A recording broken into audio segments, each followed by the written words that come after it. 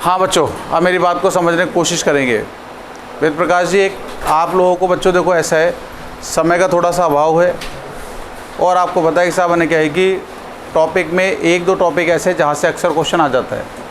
तो मैं आपको ये कहना क्या है कि टॉपिक जो दे रखा है टैक्सोनॉमी, मैंने आप लोगों को ने क्या है कि एक शीट दी है मात्र केवल 1.5 पन्ने की। ठीक, उम्मीद है कि साहब 1.5 पन्ना आपको लगभग 2 से 2.5 क्वेश्चन दे सकता है। 2 से 2.5 का मतलब क्या है, 2 से 3 क्वेश्चन दे सकता है। अब इसमें से ना क्या है कि पढ़ना कैसे है, विशेष बात को समझने की कोशिश करेंगे कि हमें पढ़ना क्या क्या है। शीट आपके पास रखी है, आपके पास जो शीट है उसको अंडरलाइन करते चलना जहाँ जहाँ मैं बताऊँ। मेरी शीट मेरे पास रखी हुई है, मैं मेरे नए शीट के हिसाब से अपना काम करता चलूँगा। देखो भैया जी, जितने ही बच्चे बैठे हुए हैं सभी लोग देखें, आप सुनेंगे। ये मेरी वाली जो शीट है, इस शीट के अंदर क्या क्या दे रखा है देखो। आपसे जो कहा जाएगा उस चीज़ को देखेंगे। हम ये कह रहे हैं यहाँ पर साहब टैक्सोनॉमी जो शब्द आया था या टैक्सोनॉमी से संबंधित किन किन बातों को विशेष रूप से ध्यान रखना पड़ेगा। देखो, सबसे पहले होता है टैक्सोनॉमी का मतलब होता है वर्गीकरण। टैक्सोनॉमी का मतलब क्या होता है, वर्गीकरण। सबसे पहली बात देखो, आपकी कॉपी में लिख रखा है कि टैक्सोनॉमी शब्द किसने दिया। तो टैक्सोनॉमी शब्द दिया एपीडी कंडोले ने। किसने दिया? एपीडी कंडोले नाम के वैज्ञानिक ने क्या किया था, टैक्सोनॉमी शब्द दिया था। तो अंडरलाइन करेंगे, टैक्सोनॉमी शब्द किसका था, कंडोले का। याद रह जाएगा, टैक्सोनॉमी शब्द आया था कंडोले का। कंडोले ने क्या एक पुस्तक लिखी थी, उस पुस्तक का नाम क्या था, the theory elementary de la botanica. क्या थी? Theory elementary de la botanica. बच्चों देखो, सीधी सी बात है, इस पुस्तक को याद करो तो ठीक, नहीं करो तो ठीक, लेकिन शब्द जरूर याद रखना कि सब शब्द किसने दिया था। ये कई बार पूछ ले तो अलग बात है, अदरवाइज ने कहे कि आपको न कहे कि एक प्रकार से नोट्स में कलेक्शन आ गया आपके पास। अब रही बात टैक्सोनॉमी के चरण कितने होते हैं, तो ऐसे कहते हैं टैक्सोनॉमी के 4 चरण होते हैं। कितने चरण होते हैं बच्चा? 4 चरण। अब कैसे कैसे होते हैं? पहला है पादप की पहचान, पादप का नामकरण, पादप का वर्गीकरण और आपसी संबंधों का अध्ययन। हाँ भैया जी, राधा रानी कुमारी, टैक्सोनॉमी कितने चरण होते हैं? 4। अब कैसे याद रखेंगे? ऐसे तो हम आगे पीछे भूल जाएंगे। या प्रश्न पूछ रहे टैक्सोनॉमी के चरणों का सही क्रम क्या है, तो जरा समझने की कोशिश करें। दीपक कुमार, हमारे घर में कोई बच्चा पैदा हुआ, समझने की कोशिश करें, मैं आपको देसी तरीके से समझा रहा हूँ। सोलंकी जी, हमारे घर में क्या है, बच्चा पैदा हुआ। बच्चा पैदा हुआ तो बच्चा क्या हम थोड़ी पैदा कराएंगे, बच्चा पैदा कराने वाला है ना क्या है कि कौन होगा, कोई नर्स होगी, कोई दाई होगी। बच्चे को जहाँ जन्म दिया जाएगा वो सबके सामने खुले में तो दिया नहीं जाएगा। बच्चे को जन्म देने के लिए एक छोटे से कमरे में ले जाया जाएगा, जिसमें वो नर्स या दाई होगी और है क्या है कि उस बच्चे की माँ होगी जो कि उसको जन्म देने के लिए तैयार है। जैसे बच्चे ने जन्म लिया, तो बच्चे ने जैसे ही जन्म लिया तो वैसे क्या करती है, वो दाई या ना क्या है कि नर्स होती है, उस बच्चे को पोंछ पाछ लेती है, क्योंकि ब्लीडिंग होती है उस समय। तो पोंछ पाछ के सबसे पहले उसको ना क्या है कि गोद में उठा के पहले टटोलती है, क्या लड़का है या लड़की है। साक्षी, सबसे पहले क्या किया गया था, पहचान करी गई कि लड़का है या लड़की है। समझ में आ गया सभी के? पहली बात तो करेंगे पहचान। अब निशा कुमारी, उस पहचान तो हो गई सब लड़का है लड़की है, फिर वो उसको ने बाहर ले आती, लाने के बाद में क्या करती है, उसके दादा के हाथ में, दादी के हाथ में ने दे देती है, ले साहब बधाई हो, क्या पोता हुआ है या फिर पोती हुई है। समझना मेरी बात? तो पहले क्या किया था सोनिका, पहचान।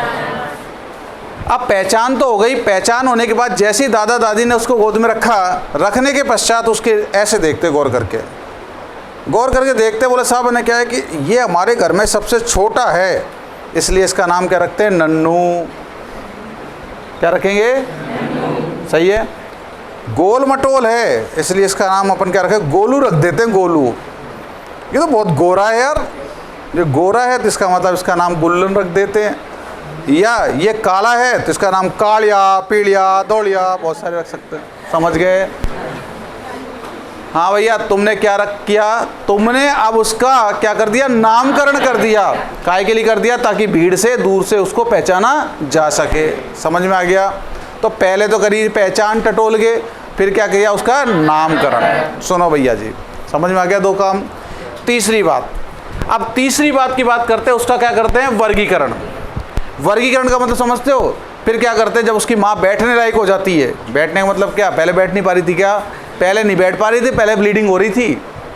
6 दिन 7 दिन बाद जब बैठने लायक हो जाती है, ब्लीडिंग रुक जाती है, फिर क्या करते हैं, हम रिश्तेदारों को बुलाते हैं, पंडित को बुलाते हैं।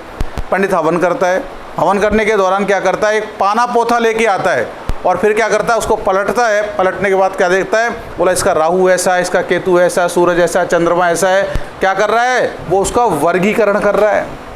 क्या कर रहा है, पूरे न के नक्षत्रों को ध्यान रखते उसका क्या करता है, वर्गीकरण करता है। तो इसका मतलब पहले क्या किया था, पहचान, फिर क्या की गई, नामकरण, तीसरा क्या किया गया, वर्गीकरण। मोनिका, अब वर्गीकरण पंडित ने कर दिया क्या कि इसका नाम तो ए से रखना है, ए से। तो आस पड़ोस वाले क्या कहते हैं, ऐसे नाम ढूंढना शुरू कर देते। बोला नाम, इसका नाम अमित रखना चाहिए, अमित, जो कभी भी नाम मिट सके।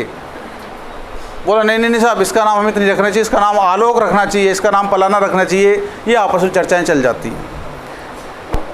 उसी समय क्या होता है, पूरे रिश्तेदार आते हैं। हर रिश्तेदार क्या करता है, उसको गोद में लेता है, उसको देखता है, 10-10 रुपये देते जाते हैं। पास पड़ोस के भी आते हैं, और पास पड़ोस के आते हैं सोनू कुमार, मोनू कुमार। क्या करते हैं, जैसे ही कोई पास पड़ोस का जोड़ा आया, पास पड़ोस का और पड़ोस की, आते ही ना क्या है कि पड़ोस वाले ने क्या उसको गोद में लिया, वो देखता क्या, इसका नाक नक्शा तो इसकी मम्मी जैसा है। पड़ोसी कह रहा है इसका नाक नक्शा तो इसकी मम्मी जैसा है। तो उसकी पड़ोसन क्या कहती है, अजय तो पता ही नहीं है, नाक नक्शा तो मम्मी जैसे, लक्षण तो इसके पापा जैसे हैं।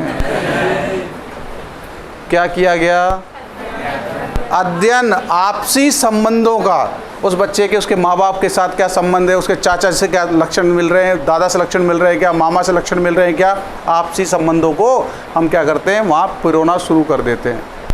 सेम वैसे ही कहीं पर भी कोई पादप प्राप्त हो गया, पहले पहचान करेंगे कि साहब ये शाकीय पादप है, झाड़ी है, वृक्ष है, फिर हम उसका निकनेम रख देंगे। फिर हम क्या करते हैं, उसका वर्गीकरण करते हैं कि साहब ये सोलेनेसी का है, मालवेसी का है, क्रूसीफेरी का है।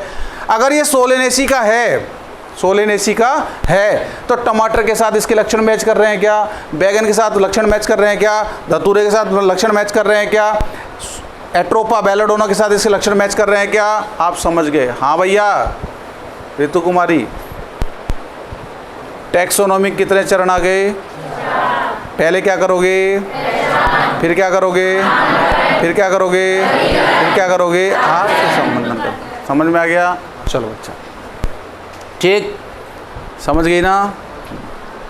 आगे शब्द लिखा, सिस्टमेटिक शब्द किसने दिया, सिस्टमेटिक शब्द किसने दिया, ऐसे कैसे याद रखना, सिस्टमेटिक शब्द दिया था कैरोलस लीनियस ने। फिर आगे आता है नियो सिस्टमेटिक शब्द किसने दिया, नियो सिस्टमेटिक शब्द दिया था हक्सले ने। किसने दिया था, नियो सिस्टमेटिक शब्द किसका था, हक्सले नाम के वैज्ञानिक का शब्द था। फिर आ जाओ भैया वर्गीकरण के प्रकार, ये बिल्कुल चुनिंदा लाइनें हैं। ऐसे कैसे पूछता है कि सिस्टमेटिक शब्द के प्रतिपादन करता है, आप बता सकते हो, ठीक है। यहीं पर बेटा ने क्या एक चीज़ और लिखेंगे, क्या, यहीं लिखो टैक्सोनॉमी के जनक, नहीं लिख रखा ना, यहीं लिखो टैक्सोनॉमी के जनक। टैक्सोनॉमी के जनक मोस्ट इंपॉर्टेंट है, लिखो कैरोलस लीनियस।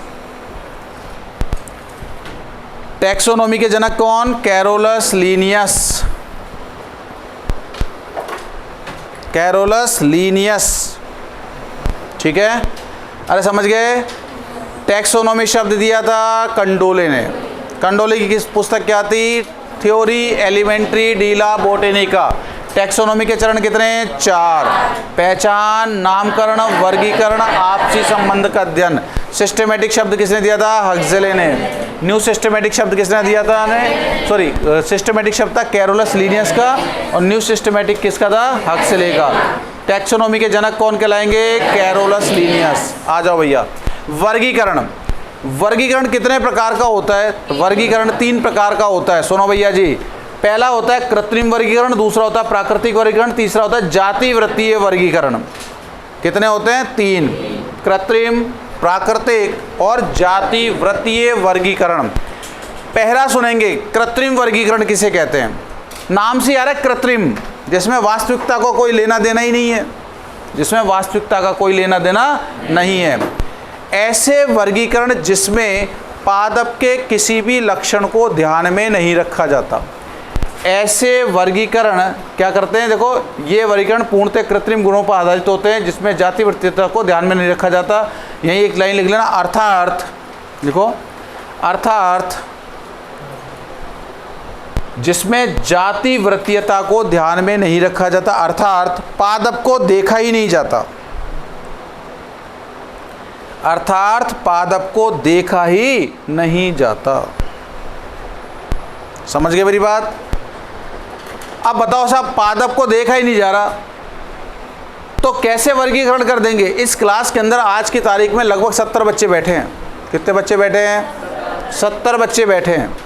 अब 70 बच्चे बैठे हुए, इनमें से ना क्या है कि कोई तो एससी का है, कोई एसटी का है, कोई मेरे जैसा जर्नल का ब्राह्मण भी है, कोई ओबीसी का भी है, कोई एमबीसी का भी है, कोई तो लखपति है, कोई करोड़पति है, कोई अरबपति भी है और कोई रोडपति भी है। इसके अंदर बहुत सारे हैं, इसके अंदर तो सही है। कोई बहुत इंटेलिजेंट भी है और कोई बहुत डपोल भी है, समझना। कोई बायोलॉजी का भी है और कोई एग्रीकल्चर का भी है, समझना मेरी बात को, मिक्स है ना इसमें। अब क्या करें, मुझे तो नामकरण करना सबका। अब बच्चे बैठे हुए 70, तो 70 बच्चों को अलग अलग नाम कैसे रखें? मैंने एक ही बात कही, हाँ भैया इनमें से ए नाम वाले कौन कौन, हाथ ऊंचे करो। ए वाले जिनने हाथ ऊंचे करे तुम इस कोने में आ जाओ, इस कोने में। बी वाले कौन कौन है? बी वाले इस कोने में आ जाओ। सी वाले कौन कौन है? उस कोने में चले जाओ। डी वाले कौन है? उस कोने में चले जाओ। हाँ भैया आगे देखें, एन वाले कौन कौन है? उस कोने में चले जाओ। आर वाले कौन कौन है? उस कोने में चले जाओ। सुनो, अब एक बात बताओ, मैंने करा क्या? मैंने ये नहीं देखा कि सब लड़का जा रहा है लड़की जा रही है उस कोने में। मैंने ये नहीं देखा कि साहब उसमें जर्नल का जा रहा है, एससी का जा रहा है। मैंने ये नहीं देखा इंटेलिजेंट जा रहा है, डपोल जा रहा है। मैंने क्या बताया? मैंने पूरे के पूरे 70 बच्चों को 26 समूहों में बांट दिया। कितने समूह में बांट दिया? 26। समझ में आ गया? बताओ, मैंने कोई लक्षण देखे क्या आप लोगों ने के? कोई नहीं देखे। मैंने तो क्या किया, आपको ने क्या बांट दिया। जब कभी मुझे ऋतु कुमारी, राधा रानी, रानी राधा, जो भी XYZ हैं, इनको टटोलना है, अर्थात इनको देखना है कि कहाँ बैठे हैं, कैसे बैठे हैं। तो बताओ, क्या क्लास में आने के बाद मुझे ऐसे ऐसे देखना पड़ेगा? देखना पड़ेगा क्या? नहीं। मैं तो क्या करूँगा, मैं तो साहब ने क्या ये देखूँगा आर ग्रुप कहाँ रखा हुआ है। आर ग्रुप, अच्छा इस कोने में, इसका मतलब ये सारी की सारी वहीं मिलेंगी। अच्छा काम किया, खराब काम किया? अच्छा कर दिया। इसका मतलब इसमें पादप को देखा ही नहीं जाता, बल्कि पादपों का नामकरण काय में करते हैं? ABCD अर्थात अल्फ़ाबेटिक ऑर्डर में कर देते हैं। अर्थात इस आधार पर संपूर्ण पादपों को कितने समूह में रखा गया है? 26 समूहों में, क्योंकि A से लेकर Z तक 26 ही अक्षर होते हैं। समझ में आ गए सभी के? इसका मतलब क्या है? कृत्रिम वर्गीकरण में पादप को देखा नहीं जाता, ठीक है। जाति वृत्तीयता का कोई ध्यान नहीं रखा जाता, आपसी संबंधों को कोई ध्यान नहीं रखा जाता। इसमें क्या करते हैं? पादपों का नामकरण कैसे करते हैं? अल्फ़ाबेटिक अर्थात ABCD के आधार पे 26 समूहों में पादपों को बांट दिया जाता है। लाइन समझ में आ गई सब बन के? अरे समझ में आ गई तारा कुमारी? ठीक। दूसरा होता है बेटा प्राकृतिक वर्गीकरण। ये क्या है? प्राकृतिक वर्गीकरण। अब मुझे बताओ, ये कृत्रिम वर्गीकरण अच्छे थे क्या? अरे अच्छे हैं क्या? कुछ हद तक तो अच्छे हैं, ताकि भीड़ को छटनी करने के लिए। लेकिन यहाँ ऐसे अच्छे नहीं हैं। इसके अंदर कोई फसलीय पादप भी चला गया और कोई खरपतवार भी चला गया। इसके अंदर कोई शरीफ भी चला गया, इसमें बदमाश भी चला गया, इसमें रोडपति भी चला गया और लखपति और करोड़पति भी चला गया। अच्छी बात है क्या? नहीं है। इसका मतलब ये बहुत अच्छे तो नहीं है, बहुत अच्छे तो नहीं है। निशा कुमारी समझ में आ रहा है क्या? चलो, प्राकृतिक वर्गीकरण। प्राकृतिक वर्गीकरण क्या होते हैं आयुषी कुमारी? ये वर्गीकरण ऐसे वर्गीकरण होते हैं जो इसकी तुलना में थोड़े से अच्छे हैं, इसकी तुलना में थोड़े से अच्छे होते हैं। इसमें क्या करते हैं? इसमें पादपों के कुछ इक्के दुक्के लक्षणों का ध्यान रखा जाता है। अर्थात किस आधार पर करते हैं? आर्थिक महत्व के आधार पर। तो लिख लेना यहाँ पे, कुछ लक्षणों को ध्यान में रखा जाता है, ब्रैकेट में लिख लेना आर्थिक महत्व के, आर्थिक महत्व को। इसमें आर्थिक महत्व को ध्यान में रख के क्या करते हैं, पादपों का वर्गीकरण कर देते हैं। ठीक, अब आपको यहाँ ध्यान रखना है कि आर्थिक महत्व के आधार पे जरा सुनना। मान लीजिए ये बहुत सारे पादप बैठे हुए हैं, यहाँ पे बहुत सारे पादप रखे हुए हैं। अब इनमें क्या है, कोई तेल देने वाला भी है, कोई मसाले देने वाला भी है, कोई है ना क्या इसके अंदर ना क्या रेशे देने वाला भी है। अब इसमें बहुत सारे पादप बैठे थे। मैंने कहा भैया तुम में से तेल देने वाले कौन कौन है, खड़े हो जाओ। मैंने क्या कहा, तुम में से तेल देने वाले कौन कौन हैं। तो पता चला पीछे से नारियल खड़ा हो गया, नारियल तेल देता है। इधर से सरसों खड़ा हो गया, उधर से साहब ने क्या है कि सूरजमुखी खड़ा हो गया, उधर से पता चला कोई और खड़ा हो गया, और ये सारे ने खड़े हो गए। मतलब क्या कौन हो तुम, बोला तेल देने वाले, मतलब इस कोने में आ जाओ। ठीक, मैंने फिर पूछा भैया तुम में से औषधि देने वाले कौन कौन है। अफीम खड़ा हो गया, उसके बाद है क्या अफीम के साथ साथ का कुनेन वाला खड़ा हो गया, हल्दी भी खड़ी हो गई, क्योंकि क्या है हल्दी औषधि देती है। मैंने कहा इस कोने में आ जाओ। फिर मैंने कहा साहब इसमें से रेशे देने वाले कौन कौन हैं, मसाले देने वाले कौन कौन हैं। जब मैंने कहा मसाले देने वाले कौन कौन हैं, तो पता चला जो खड़े थे, जीरा था, सौंफ था, वो तो खड़े थे, मतलब उस कोने में चले जाओ। पता चला हल्दी भी चल दी इधर से खड़ी होकर। मतलब तू कहाँ जा रही है, अरे तू कहाँ जा रही है, तेरे को शर्म नहीं आती 1% भी। तो बोला गुरुजी आप ही तो कह रहे हो औषधि देने वाले, तो मैं औषधि भी देती हूँ और मैंने क्या एक मसाले भी देती हूँ। अब आप कह रहे हो औषधि देने वाले के साथ में चले जाओ, तो मैं यहाँ चली गई। अब तुम कह रहे हो साहब मैंने क्या है कि मसाले देने वाले साथ चले जाओ, तो मैं वहाँ जा रही हूँ। बताओ मेरी कौन सी गलती है। बताओ यार कितना गजब की बात है। उस हल्दी ने दो समूह में जाके, समझ गए ना, समझ गए ना, अच्छी बात है गलती के साथ, बहुत गलत है। जब मसालों को आवश्यकता पड़ती है तो उस समय हल्दी कहती हो इधर आ, इधर आ। और जब है क्या है कि औषधि वाले को आवश्यकता पड़ती तो औषधि क्या कहती हो इधर आ, क्या कर रही है वहाँ पे, चल इधर। बेचारी का तो बहुत साथ बुरा हो गया। नारियल के साथ भी यही हो रहा है। वो तेल देने वाले में खड़ा था वो कोने में, मैंने कहा रेशे देने वाले कौन है, नारियल फिर खड़ा हो जाता है, इधर आ जा भैया। अब आप बताओ इस वाले वर्गीकरण को अच्छा कहोगे क्या? इससे तो अच्छा है, इससे तो अच्छा है, लेकिन बहुत अच्छा नहीं है। क्यों? क्योंकि इस वर्गीकरण में एक पादप दो तीन समूह में फंस जाते हैं, इसलिए उन्हें छांटना बहुत ही मुश्किल हो जाता है। लाइन समझ में आ गई सब के? आ जाओ भैया।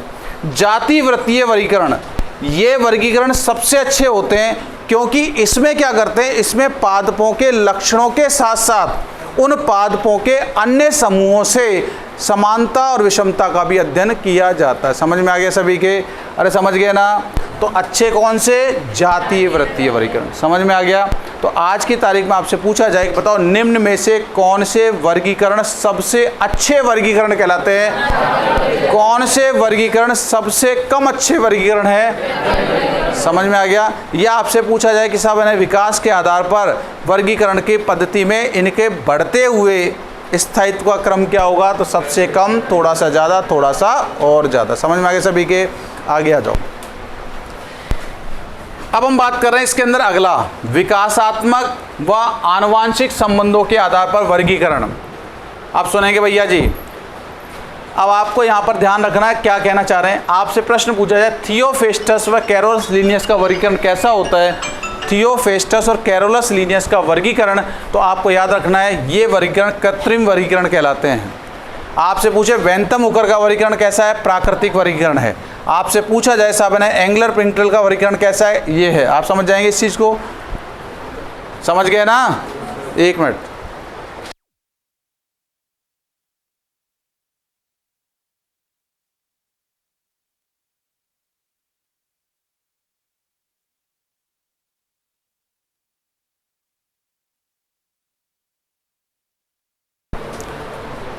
तो इस प्रकार से बच्चों इसको क्या करना है, अपन को थोड़ा ध्यान देना है।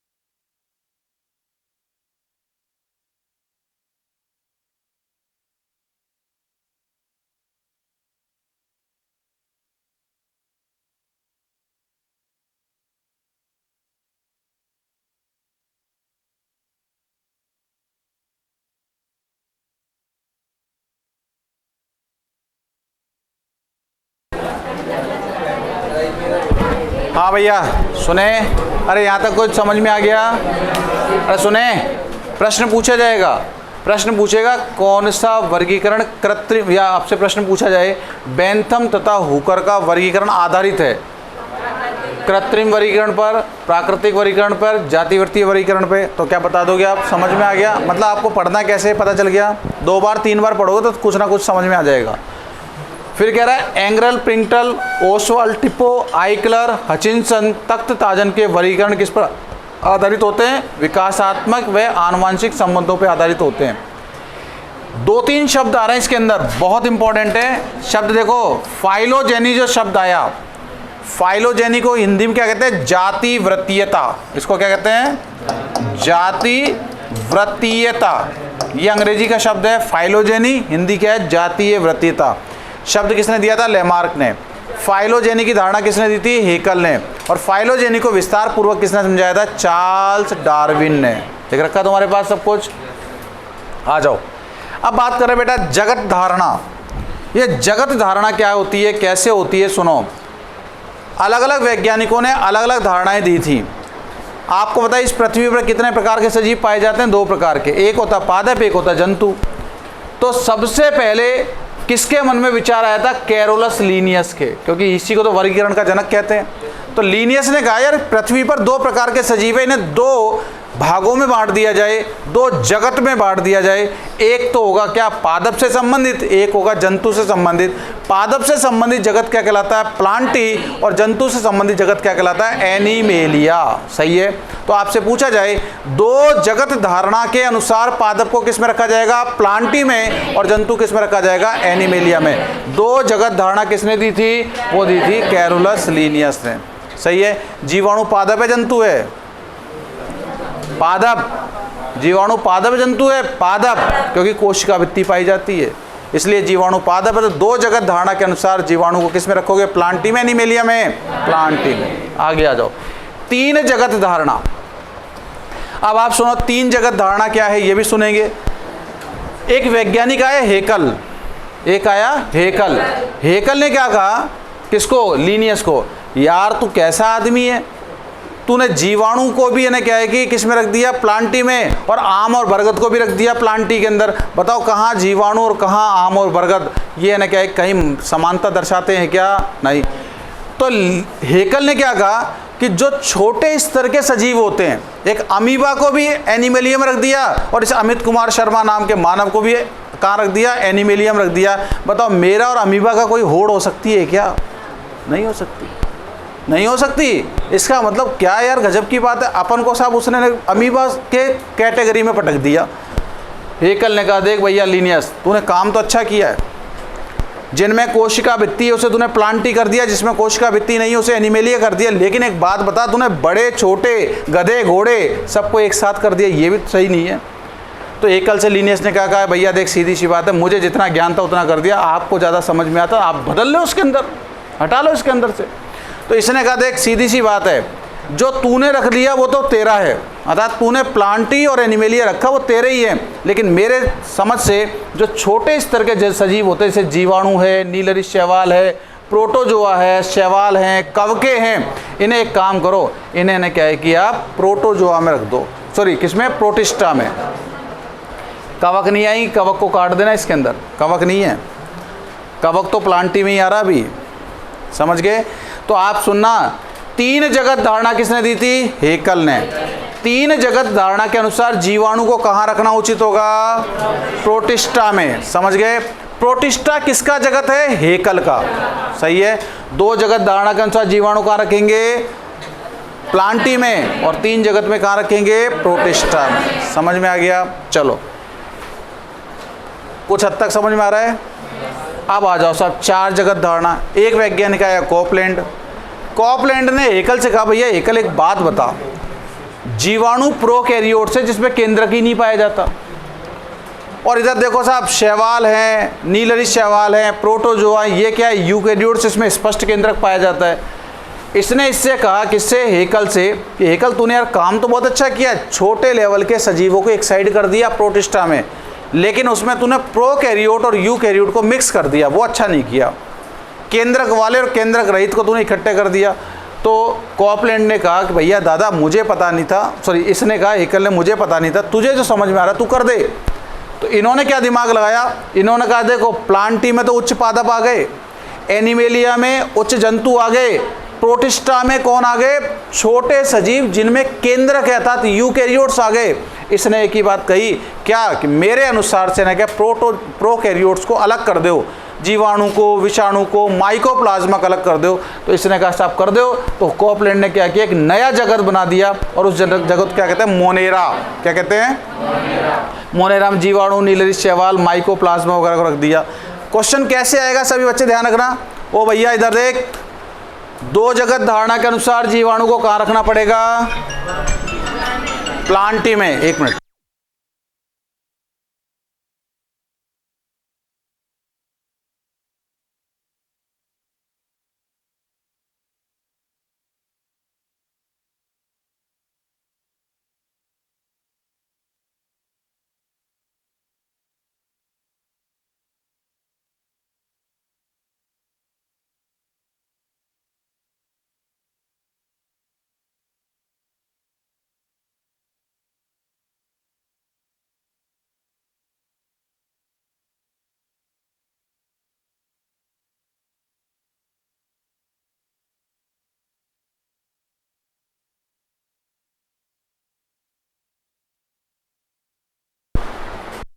हाँ भैया जी चलें।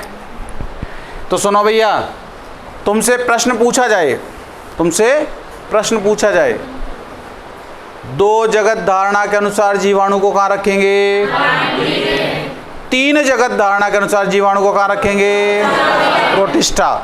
चार जगत धारणा के अनुसार जीवाणु को कहाँ रखना उचित होगा। साला पेपर में प्रश्न ही यही आता है, पेपर में प्रश्न ही यही आता है। नहीं कहा उसने दो जगत, तीन जगत, चार जगत, नया कुमारी उसने कह दिया हेकल के अनुसार कहाँ रखना उचित होगा, प्रोटिस्टा में। कॉपलैंड के अनुसार कहाँ रखना उचित होगा, मोनेरा में। लीनियस के अनुसार कहाँ रखना उचित होगा, लाइन समझ में आ गई ना। अरे तरीका समझ में आ गया सभी के। एक क्वेश्चन तो जहाँ तक 99% आता ही है। अब तुम देख लेना कैसे तुम्हारे को समझ में आवे। हाँ भैया अब चलो कोई बात नहीं, कॉपलैंड ने सही काम कर दिया, प्रोकैरियोट्स को अलग कर दिया, यूकैरियोट्स छोटे लेवल को अलग कर दिया, बड़े पादपों को अलग कर दिया, बड़े जंतुओं को अलग कर दिया। एक वैज्ञानिक आया, कौन, वीटेकर। वीटेकर आया, वीटेकर ने कॉपलैंड से कहा रहे यार दिमाग से पैदल, तू बहुत बड़ा आदमी बन रहा है, बहुत ज़्यादा ना सियाना आदमी है, दुनिया से तो ताली बजवा ली, लेकिन तुझे न कहे कि एक चीज़ समझ में नहीं आ रही क्या। कौन कह रहा है, वीटेकर। तो कॉपलैंड के बड़ा भाई साहब थे अर्थात बड़े वैज्ञानिक थे। कॉपलैंड इनके पैरों में पड़ गया साहब ऐसे, बोले साहब जो गलती होगी तो मुझे तो नहीं दिखाई दे रहा, आप बताओ कोई गलती हो तो सुधार लेंगे।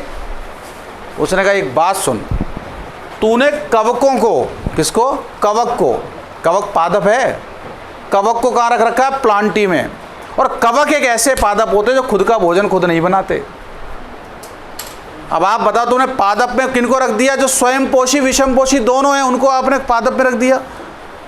तो कॉपलैंड ने कहा भाई साहब आप बताओ क्या करें। बोला मेरे कहने से एक काम कर, इन कवकों को अलग कर, कवक को अलग कर, ये फफूंद पे अलग, फफूंद है फफूंद, और फफूंद को हमेशा दूर रखते हैं, सही है ना। फफूंद को कहाँ रखते हैं, दूर रखते हैं। और वीटेकर ने क्या किया, कवक के लिए क्या कर दिया, फंजाई जगत बना दिया। क्या बना दिया, कवक को अंग्रेजी में फंजाई कहते हैं। तो पंच जगत धारणा में जीवाणु मोनेरा में आ गया, लेकिन कवकों को कहाँ रखा गया, फंजाई में। तो सुनना, दो जगत धारणा के अनुसार कवक कहाँ रखी जाती है, प्लांटी। तीन जगत धारणा के अनुसार कवक कहाँ रखेंगे, प्लांटी। प्लांटी कवक है, प्लांटी। चार जगत धारणा के अनुसार कवक कहाँ रखेंगे, प्लांटी। पंच जगत धारणा के अनुसार कवक को कहाँ रखेंगे। समझ में आ गए सभी के। और बेटा मुझे उम्मीद है, मेरा अंदर से दिल कह रहा है क्या पेपर में ये प्रश्न आएगा। 99.99% उम्मीद है आ सकता है क्या, और आएगा क्या, पंच जगत धारणा प्रस्तुत की। कौन ने, वीटेकर ने, कॉपलैंड ने, ठीक है ना, लीनियस ने, समझ गए। कौन ने दी थी? विटेकर। यहाँ तक कोई दिक्कत नहीं है? अरे नहीं ना। एक आ जाओ 6 जगत धारणा, ये किसने दी थी? ग्रे ब्रूनिलिट ने दी थी, लेकिन तुम्हें इसको ध्यान रखना ही नहीं है। इन्होंने क्या किया था? इन्होंने एक नया जगत बनाया था, आर्की बैक्टीरिया, जो बहुत पुराने प्रकार के जीवाणु होते हैं ना। तुम्हारे को तो यहीं तक ही पढ़ लेना बहुत है, छोड़ देना इसको तो, ठीक है? वो हटा दो, कोई दिक्कत नहीं, बेरहमी से काट सकते हो आप, ठीक। मुझे उम्मीद है यहाँ तक एक क्वेश्चन आ जाएगा। आ जाओ भैया।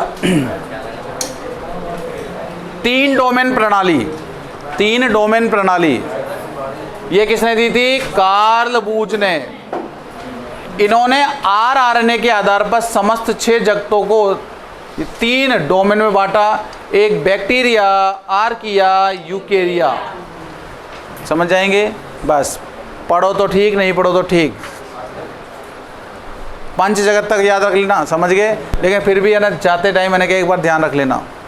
आ जाओ द्विनाम पद्धति, किसने दी थी? कैरोलस लीनियस ने। क्वेश्चन खूब आता है। द्विनाम पद्धति के जनक कौन? Carolus Linnaeus. द्विनाम पद्धति के प्रतिपादन करता कौन? Carolus Linnaeus. क्या कहता है कैरोलस लीनियस राधा रानी? ये कहता है क्या कि किसी भी सजीव का नाम हम 2 नामों के अंतर्गत रखते हैं। कितने नामों में रखते हैं? 2 नामों के अंतर्गत रखते हैं। पहला नाम होता है उसका वंश का, और दूसरा नाम होता है उसका जाति का। समझ में आ गया? जैसे हम बात कर रहे हैं क्या? Mangifera indica.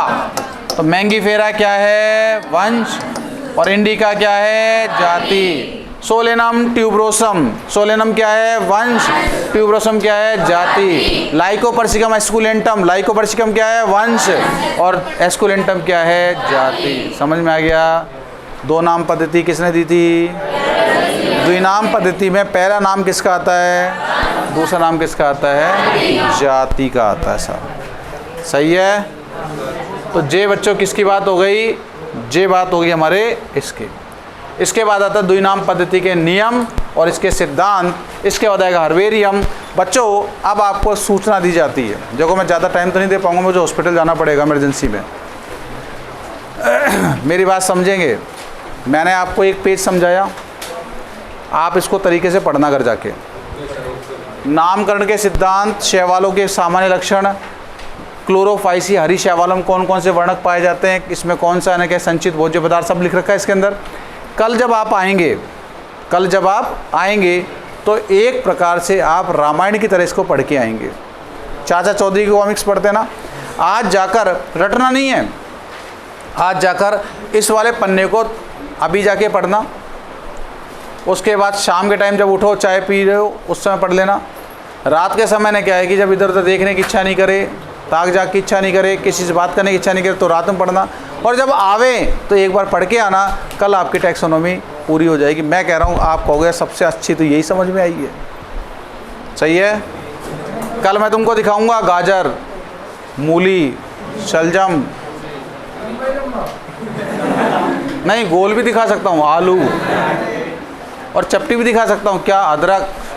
प्रश्न आता है, गाजर है जड़, आलू है तना, आलू है प्रकंद, शल्ककंद, घनकंद, ऐसे आते हैं ना।